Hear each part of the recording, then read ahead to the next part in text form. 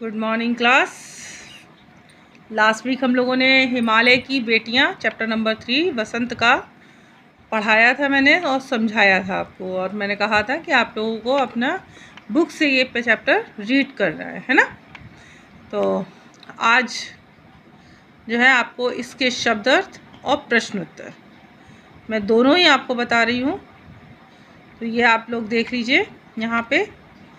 तो इनको आपको फेयर कॉपी में जिस तरह से मैंने बहुत साफ से अच्छे तरीके से लिखा है, सो प्लीज़ कोशिश करिएगा इसी तरह आप लोग अपनी कॉपी में भी नोट करिएगा।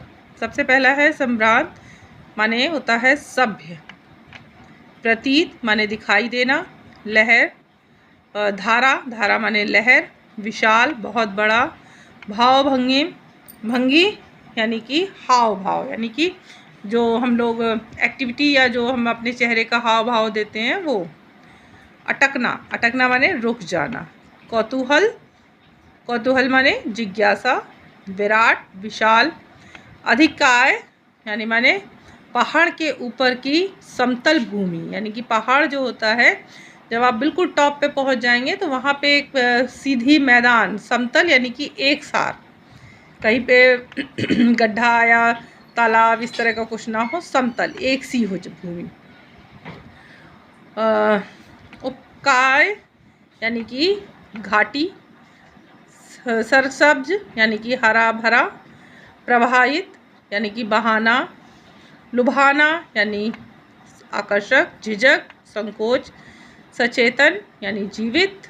मुदित माने प्रसन्न होना। ये हैं आपके शब्द अर्थ। अब आते हैं प्रश्नोत्तर पर। सबसे पहला प्रश्न है, नदियों को माँ मानने की परंपरा हमारे यहाँ काफ़ी पुरानी है, लेकिन लेखक नागार्जुन उन्हें और किन रूपों में देखते हैं।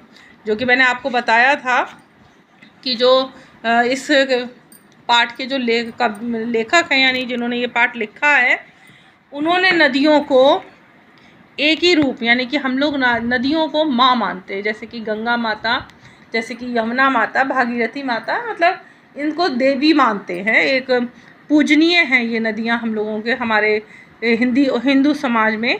तो ज़्यादातर सभी लोग इनकी पूजा करते हैं। और तो लेकिन जब नदियों के भ्रमण पे, यानी कि सभी नदियों को देखने के लिए जब जो राइटर थे वो जब निकले थे, तो उन्होंने नदियों को का एक ही रूप, यानी कि माँ ही नहीं माना है, उनको और भी कई रूपों में देखा है। यानी कि जैसे कि एक महिला के एक रूप तो होता नहीं है।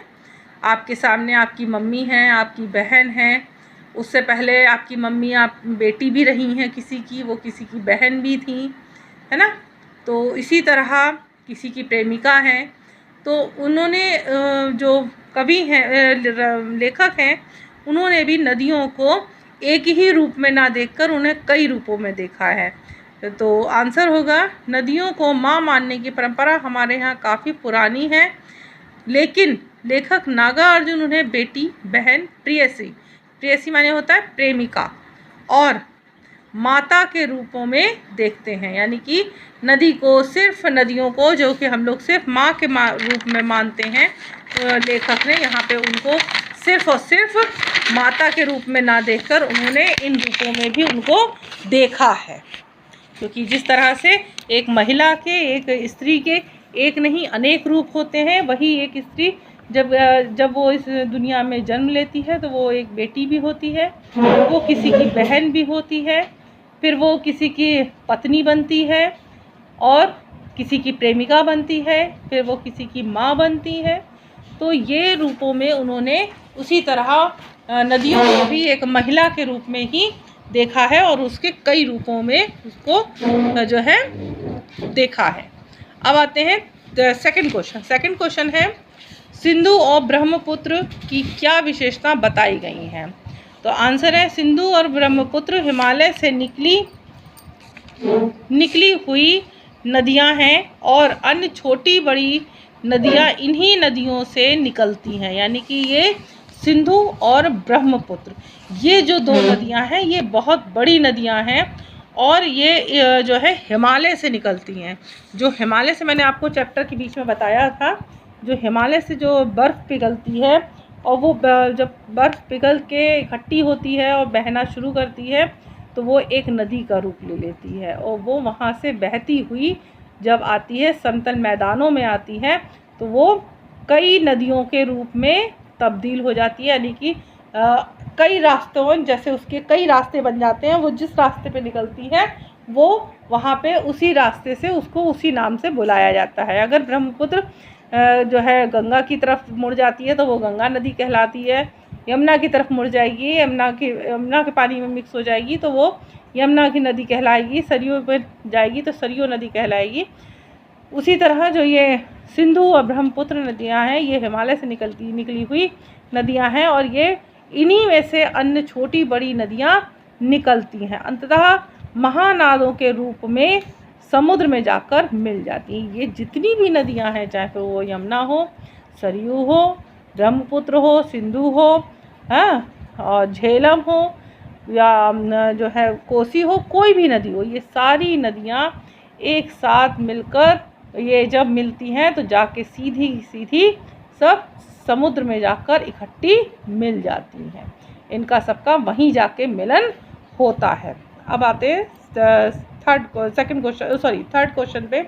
काका कालेकर ने नदियों को लोक माता क्यों कहा है? यानी कि जो लोक माता, यानी कि सभी लोग उनको देवी के रूप में, माँ के रूप में ही मानते हैं, तो उन्होंने कवि यानी कि लेखक ने, काका कालेकर ने उनको लोक माता यानी कि जगत माता के रूप में क्यों माना है?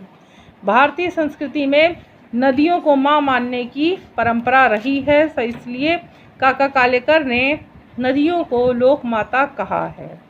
यानी कि भारतीय संस्कृति में, हमारे समाज में, हमारी संस्कृति में जो है नदियों को माँ माना जाता है। तो इसी वजह से काका कालेकर ने सभी नदियों को लोक माता का नाम दिया है, लोक माता कहा है। अब आते हैं लास्ट क्वेश्चन यानी कि क्वेश्चन नंबर 4 पे। हिमालय की यात्रा में लेखक ने किन किन नदियों की प्रशंसा की है? यानी कि लेखक जब हिमालय की यात्रा पे निकले थे, जब उन्होंने ये सब चीज़ें देखी, नदियों के रूप देखे, नदियों को और कई रूपों में देखा, तो उस दौरान उन्होंने और किन किन नदियों के नाम लिए हैं, किन किन नदियों को उन्होंने पहचाना है, जो कि यहाँ पे आपके नाम दिए हैं। ये आप जो है 4 भी अगर लिखोगे तो भी चलेगा, लेकिन आप आंसर में कंप्लीट आंसर ही इसी तरह लिखना है। हिमालय की यात्रा में लेखक ने रावी, सतलुज, ब्यास, चनावा और झेलम, काबुल, कपिशा, गंगा, यमुना, सरयू, गंडी, कोसी, सिंधु, ब्रह्मपुत्र आदि नदियों की प्रशंसा की है। यानी कि ये सभी नदियाँ जो हैं, इन नदियों को उन्होंने बड़े करीब से, बहुत जो है अच्छे से देखा समझा है। जैसे आपकी भाषा में अगर मैं कहूँ तो इनको अच्छे से जो है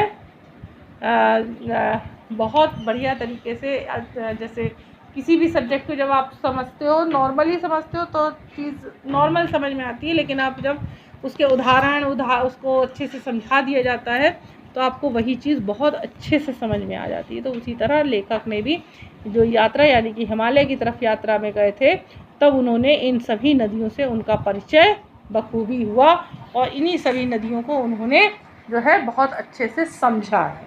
तो इन नदियों के और भी आपकी पुस्तक में अगर आप देखेंगे तो बुक में और भी कई नदियों के नाम दिए गए हैं।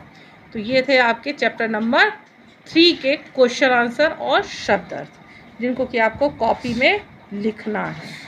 ठीक, इसका मैं स्नैप आप लोगों को भेज दूंगी बाद में। पहले आप लोग वीडियो देखिएगा, अच्छे से समझ लीजिएगा, और फिर इसको कॉपी में लिख के आप मुझे कॉपी शो करोगे। ठीक है, ओके, थैंक यू क्लास।